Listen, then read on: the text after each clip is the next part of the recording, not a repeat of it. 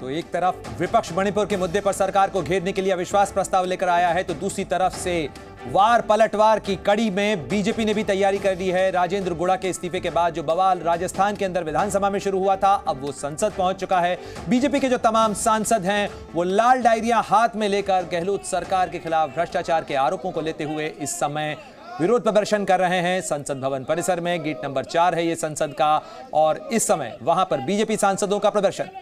एक बार फिर रुक करते हैं, मेरे दो सहयोगी हमारे साथ लगातार जुड़े हुए हैं, संसद भवन से तमाम अपडेट हम आपको दे रहे हैं। रविंद्र, एक तरफ विपक्ष तैयारी कर रहा है अविश्वास प्रस्ताव पर बहस करने के लिए, उसके लिए मांग कर रहा है, सदन की कार्यवाही स्थगित करनी पड़ी। वहीं दूसरी तरफ बीजेपी का यह प्रदर्शन, यानी विधानसभा का जो राज्यों का मुद्दा है, अब संसद के अंदर उसी मुद्दे के ऊपर घमासान, विरोध बनाम विरोध।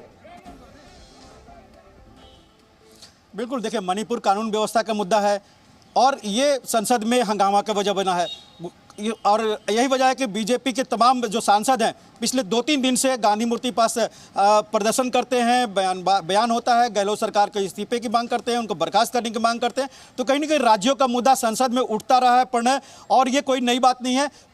बीजेपी के खिलाफ मणिपुर मुद्दा है तो बीजेपी कांग्रेस के खिलाफ राजस्थान को मुद्दा बनाए हुए है। बहरहाल जो बातें कर रहे थे कि अविश्वास प्रस्ताव वाली एक तय हुआ था, और हामिद अंसारी के समय प्रणय आपको याद होगा कि राज्यसभा में यह फैसला हो गया, पहले 0 आवर उसके बाद प्रश्नकाल, यानी समय वहां चेंज कर दिया गया था। तो कहीं ना कहीं जो काम रोको प्रस्ताव होता है या जो भी होता है, पीठासीन पदाधिकारी की कोशिश होती है कि प्रश्नकाल के बाद हो, यानी 12 बजे पेपर लेट होने के बाद अविश्वास प्रस्ताव पर इसको टेकअप करेंगे लोकसभा स्पीकर। जो हमें जानकारी मिल रही है कि जब इस पर हेड काउंट हो जाएगा, 50 से ज़्यादा समर्थन मिल जाएगा, तो इसे स्वीकार कर लिया जाएगा, जो कि जरूरी है भी है, और उसे स्वीकार करना पड़ता है किसी भी पीठासीन पदाधिकारी को, वह स्वीकार कर लिया जाएगा। और उसके बाद स्पीकर तय करेंगे नेताओं से चर्चा करके कि अगले 10 दिन के अंदर कब इस पर चर्चा करा जाए। एक और रोचक बात बता दूं प्रणय, कि विपक्ष मांग कर रहा था कि प्रधानमंत्री मणिपुर पर जवाब दे, नो कॉन्फिडेंस लेकर आया, जिसका जवाब प्रधानमंत्री देंगे।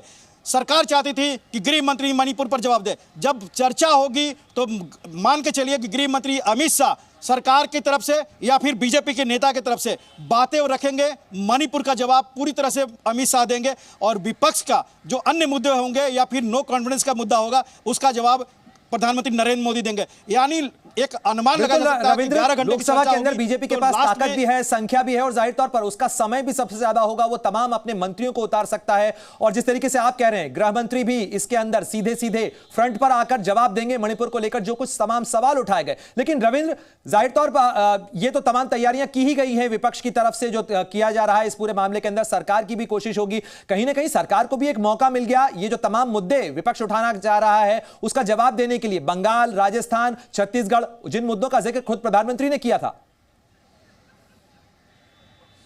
बिल्कुल, देखिए बीजेपी के जब नेता बोलेंगे, चाहे एनडीए की तरफ से बोला जाएगा, तो बंगाल उठेगा, छत्तीसगढ़ उठेगा, बिहार उठेगा, बिहार के जो सांसद होंगे वो बिहार का मुद्दा उठाएंगे, जिस तरह से बेगूसराय में हुआ है, और राजस्थान के जो सांसद बोलेंगे बीजेपी की तरफ से वो राजस्थान का मुद्दा उठाएंगे। लेकिन गृह मंत्री हिस्सा लेते हैं इस डिस्कशन में, तो सिर्फ मणिपुर पर फोकस करेंगे, जैसा कि कल भी हम लोग ने चर्चा की थी। तो मणिपुर की जो जवाब होगा गृह मंत्री अमित शाह देंगे सरकार की तरफ से, और नो कॉन्फिडेंस का होगा नेक्स्ट डे। मान के चलिए कि एक दिन पूरे 11 घंटा की चर्चा होगी, तो अमित शाह शाम को बोलेंगे सरकार की तरफ से, और नो कॉन्फिडेंस का जवाब प्रधानमंत्री नेक्स्ट डे दे सकते हैं, ऐसा अनुमान लगा जा रहा है। और मैं बता दूं कि आज प्रधानमंत्री जब सदन के लोकसभा में पार्लियामेंट आए, तो उन्होंने जो रोज की बैठक होती है, आज बैठक नहीं लिया मंत्रियों के साथ, बल्कि गृह मंत्री अमित शाह, प्रहलाद जोशी और दूसरे तमाम नेता अलग से बैठकर चर्चा किए, यही रणनीति बनाई गई। बिल्कुल, जाहिर तौर पर सरकार की तरफ से, सत्ता पक्ष की तरफ से भी तमाम रणनीति तैयार की जाएगी। रविंद्र, आप बने रहे हमारे साथ।